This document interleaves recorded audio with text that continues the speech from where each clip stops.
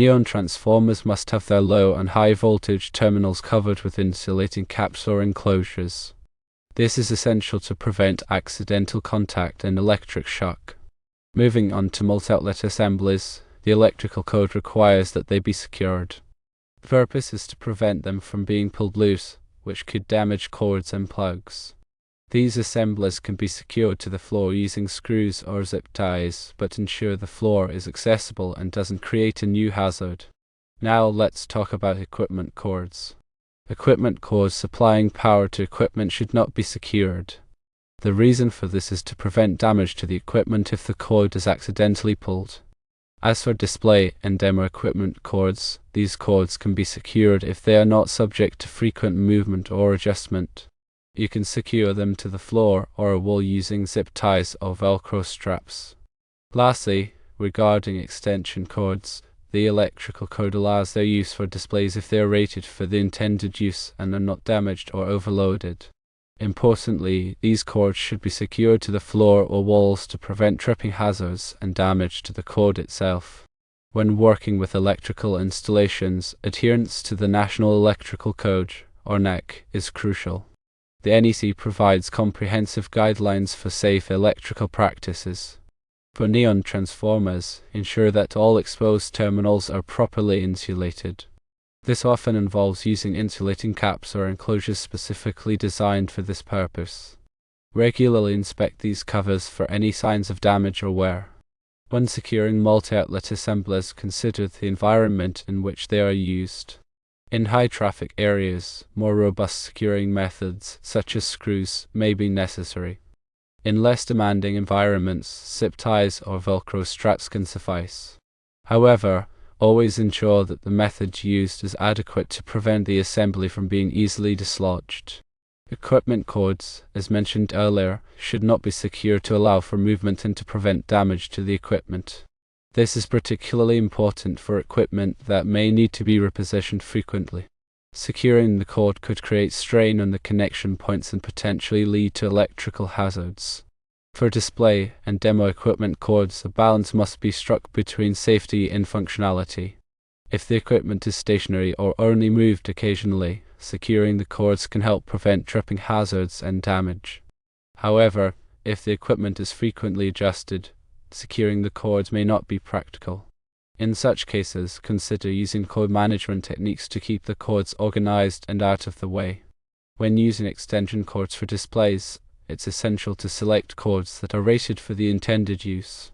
This means ensuring that the cord has a sufficient amperage rating to handle the load of the connected equipment. Additionally, regularly inspect extension cords for any signs of damage, such as cuts, frayed insulation, or loose connections. Damaged cords should be replaced immediately. Securing extension cords is critical to preventing tripping hazards and damage to the cord itself. Use appropriate securing methods such as cable ties or cord covers to keep the cords flush with the floor or wall. Avoid running extension cords across walkways or in areas where they could be easily damaged. Furthermore, it's important to avoid overloading extension cords. Overloading can cause the cord to overheat, which can lead to a fire hazard. Use a power strip with a built-in circuit breaker to protect against overloading. It is important to understand the specific requirements of the electrical code in your jurisdiction. Local codes may have additional requirements or restrictions that are not covered in the NEC. Consult with a qualified electrician or electrical inspector to ensure that your electrical installations are in compliance with all applicable codes and regulations. One key aspect of electrical safety is proper grounding. Grounding provides a path for fault current to flow back to the source, which helps to trip circuit breakers and prevent electrical shock. Ensure that all electrical equipment and wiring is properly grounded in accordance with the NEC. Another important consideration is arc fault circuit interrupters, or SICE. SICE are designed to detect arc faults, which are a common cause of electrical fires. The NEC requires SICE in many areas of the home and in some commercial settings. Consider installing SICE to provide additional protection against electrical fires. Ground fault circuit interrupters, or GFCIs, are another important safety device. GFCIs are designed to detect ground faults, which can occur when current leaks to ground. The NEC requires GFCIs in areas where there is a high risk of water exposure, such as bathrooms, kitchens, and outdoor locations. Regularly test GFCIs to ensure that they are functioning properly. Surge protection is also an important consideration, especially for sensitive electronic equipment. Power surges can damage or destroy electronic devices. Install surge protectors to protect your equipment from power surges. When working with electrical installations, always follow lockout-tagout procedures. Lockout-tagout procedures are designed to prevent accidental energization of equipment during maintenance or repair. To energize the circuit, lock out the disconnect and tag it to prevent someone from accidentally turning it back on. Additionally, it is important to use the right tools for the job. Use insulated tools when working with electrical equipment. This will help to protect you from electrical shock. Wear appropriate personal protective equipment, or PPE, such as safety glasses and gloves, when working with electrical installations. This will help to protect you from injury. It is also important to be aware of the potential hazards associated with working with electricity. Electricity can be dangerous, and it is important to take precautions to protect yourself. If you are not comfortable working with electricity, hire a qualified electrician to do the work for you. Regular electrical inspections are essential to ensure the safety of your electrical system. Have your electrical system inspected by a qualified electrician on a regular basis. This will help to identify any potential problems and ensure that your electrical system is in compliance with all applicable codes and regulations. When making electrical repairs, use only approved electrical components. Use electrical components that are listed by a recognized testing laboratory, such as Underwriters Laboratories, or ALL. This will ensure that the components meet safety standards. It's important to properly size circuit breakers and fuses. Oversized circuit breakers and fuses can allow too much current to flow through the circuit, which can cause a fire. Undersized circuit breakers and fuses can trip unnecessarily, which can be a nuisance. Select circuit breakers and fuses that are properly sized for the circuit. Keep electrical panels clear of obstructions.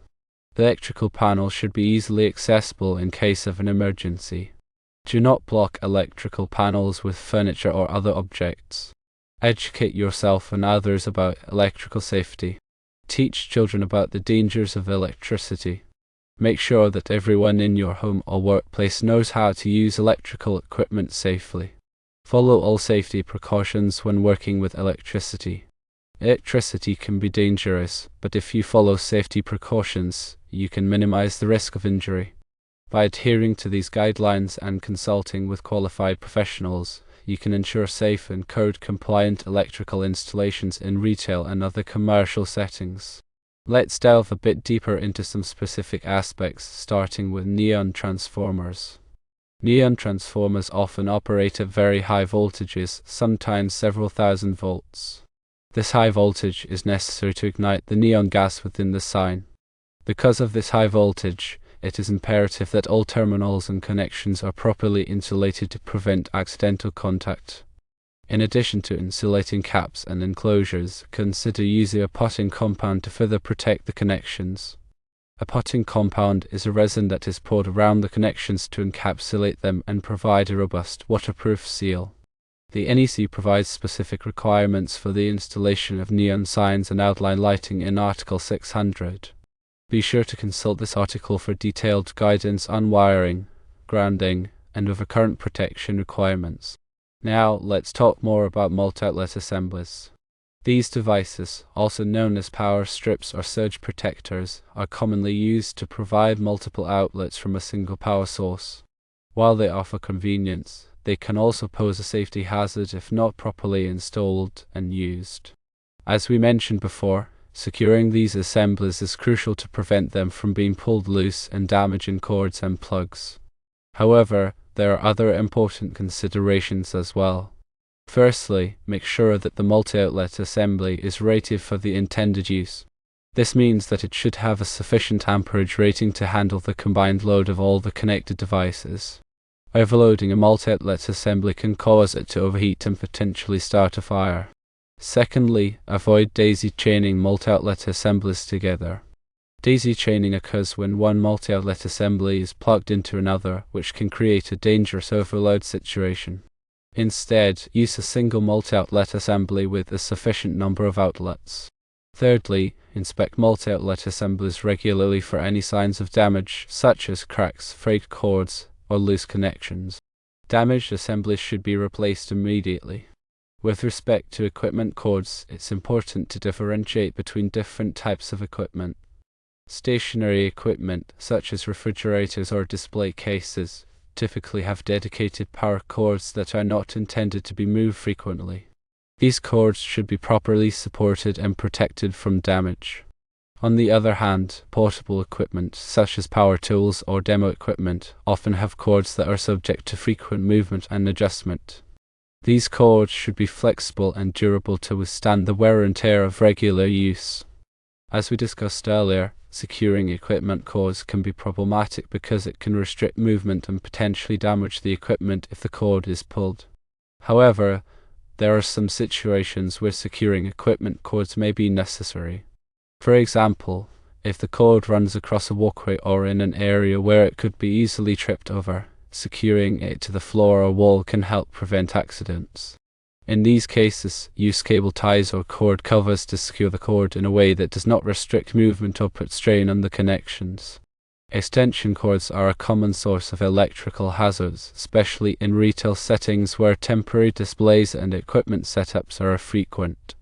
As we mentioned before, extension cords should be rated for the intended use and should be inspected regularly for damage.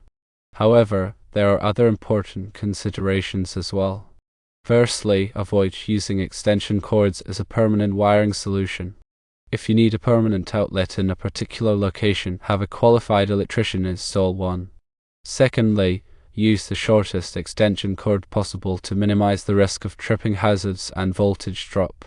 Voltage drop occurs when the voltage at the end of the extension cord is lower than the voltage at the source, which can cause equipment to malfunction.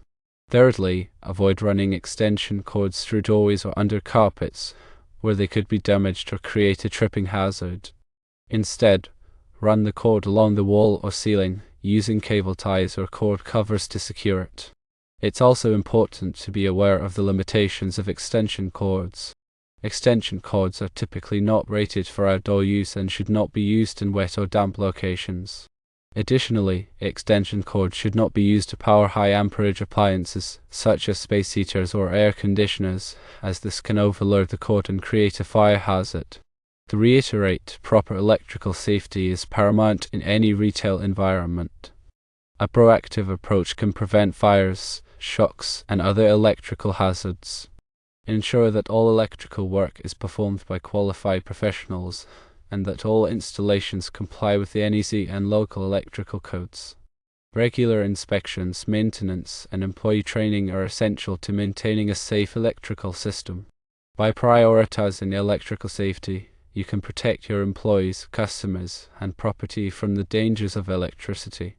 Remember to consult the latest edition of the National Electrical Code for the most up-to-date requirements and guidelines. The NEC is revised every 3 years, so it's important to stay current with the latest changes. In addition to the NEC, be sure to consult any local electrical codes or regulations that may apply to your area. Local codes may have additional requirements or restrictions that are not covered in the NEC. It is crucial to consult with a qualified electrician or electrical inspector to ensure that your electrical installations are in compliance with all applicable codes and regulations. By adhering to these safety measures and guidelines, retail environments can mitigate the risks associated with electrical systems, ensure the safety of all personnel and customers, and prevent costly damages or disruptions. Electrical safety should always be a top priority.